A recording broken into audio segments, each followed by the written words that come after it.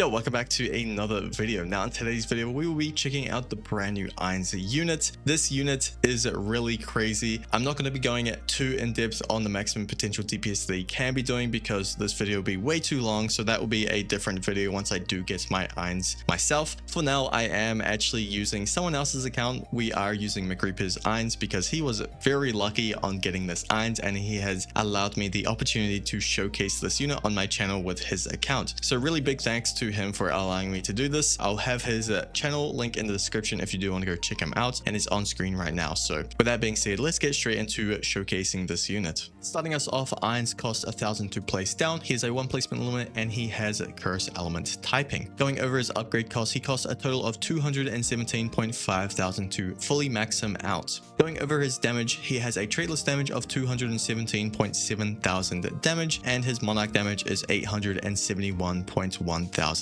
damage. You may have noticed that Ainz does not attack when he is first placed down. This is because you need arcane knowledge spells slotted in for him to attack. The first one we'll look at is the elementless spell. This is a spell that he has regardless of the team composition. It is undead control. It is a full AoE attack. When enemies are killed by this attack, they become summons with 30% of Ainz's damage as HP from where they were killed. Now that we have got the base stats and the base attack out the way, let's move on to his passives. So his first passive is Undead Ruler. When an allied unit in this unit's range is sold or removed, he spawns a ghost of that unit for 15 seconds. Only one ghost of each unit type can exist at one time per this unit. Ghosts also retain the upgrade of those units too. His second passive is Arcane Knowledge. This unit can slot up to 4 spells. Spells require the correct amount of elements represented on your team. You can see in the background when I go through the Arcane Knowledge, I don't have certain spells unlocked because I don't have the correct amount of elements. Spells also cycle through this unit's attack based on an SPA,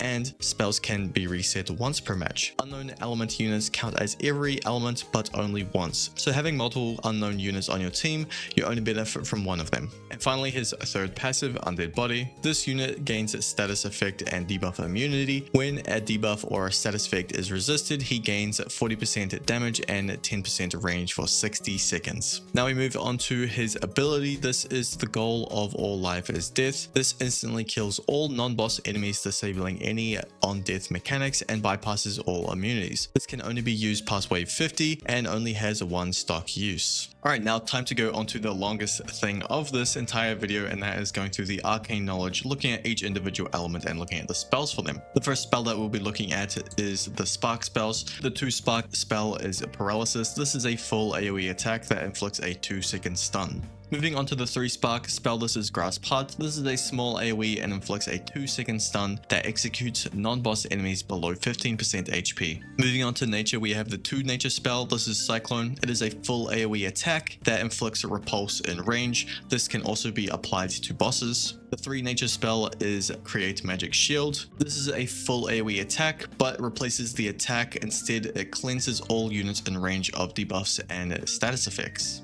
Moving on to water, we have the 2 Water spell, Water Sword. This is a thin line AoE and inflicts bubbles. The 3 Water spell is Acid Rain. This is a full AoE, and instead of attacking, it deals 20% of this unit's damage per second for 30 seconds. For fire, we have the 2 Fire spell, Fireball. This is a small AoE that inflicts a 100% burn for 8 seconds. The 3 Fire spell is Apocalypse. This is a full AoE attack and inflicts a 50% intense burn for 10 seconds. Okay, next is the Holy spells. We have the 2 Holy spell. This is Greater Heal. This fully heals all summons on the track. The 3 Holy spell is Astral Smite. This is a full AoE attack that ignores 100% dodge and damage reduction. Next we have the Passion spells. 2 Passion spell is Aura of Despair. This is a full AoE attack that inflicts despair for 10 seconds. Enemies are slowed by 30% and take 30% more damage while under despair.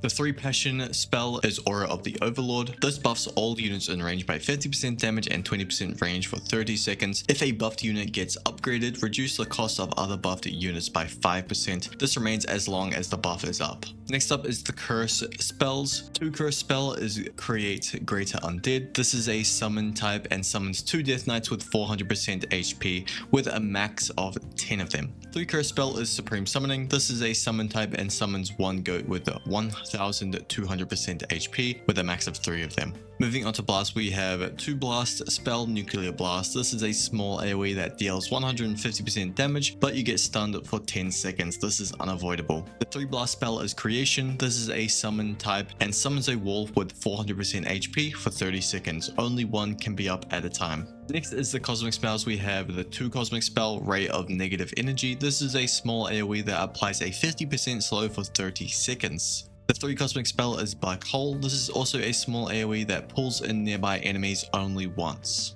And for our final element, we have Unbound. 2 Unbound spell is Haste. This is a self buff and he gains minus 20% SPA. The 3 Unbound spell is Rage. This is also a self buff and he gains 50% increased damage. Now finally, we move on to all of the world items. There are 6 to go across. Now with the world items, you can only use 1 world item per match, so choose wisely. So yeah, let's get into this. The first one is World Savior. Every wave increases the damage. This would deal by 30%. On activation, deal this damage to all enemies on the map. This is like the Sid infinite scaling nuke, but instead it is based on waves instead of swaps, which is pretty cool. The next world item is the Branch. All of the active players' units become debuff and status effect immune. This is a really strong one. As you can see in the background, I have my Alucard who is normally not CC immune, and he was able to completely ignore that stun that was done to him. Next is the Chloric Stone. Open a list that allows the player to pick any one unit that they own and can place it. Essentially, this gives a 7th unit slot for one unit that you can place down. Next up is the Scroll of Man and Nature. Open a large circle selector. All units within the circle get moved to a new selected location. I kind of like this one. I don't see many use cases for this, but I think it's pretty cool that you can move multiple units all at once. The next world item is 11 Elements Overcoming. This one's a very simple one. Instantly refills all meters on the map. Finally, we have Ouroboros. This one's a little bit different. You input a number, and from that, whatever you press, a different result happens. This can only be used after wave 50, and the first one I showcase is Rewrite Wave. The next wave will be equal to your set number. So for me, I typed in 1, so the next wave after 50 was wave 1. The next Ouroboros is Rewrite Cost. All current and future upgrade costs equal your set number. For me, I did 1,000. This made all of Sukuna and Aizen's upgrades cost 1,000, and units that I placed after I had set the number also had 1,000 for all of their upgrade costs. And finally, we have Rewrite HP. All current enemies on the track have their HP equal to your set number. So for me, I did 100, and every single enemy, including the bosses, HP did get set to 100. One thing to note though, overshield enemies, if they have an overshield, the overshield will get set to 100 and the HP will remain what it is originally. And with that, that is going to be the end of this video. Special thanks again to McReapers for allowing me to use his account to showcase this unit. This was all a post commentary video as well, so it's a lot shorter than what I would normally do for a showcase video. I'll get more in depth once I do actually own Ainz myself, but that hopefully will give you a lot of information on what this unit can do and what it actually does do. So with that being said, I appreciate it if you guys have watched this far through the video. See ya.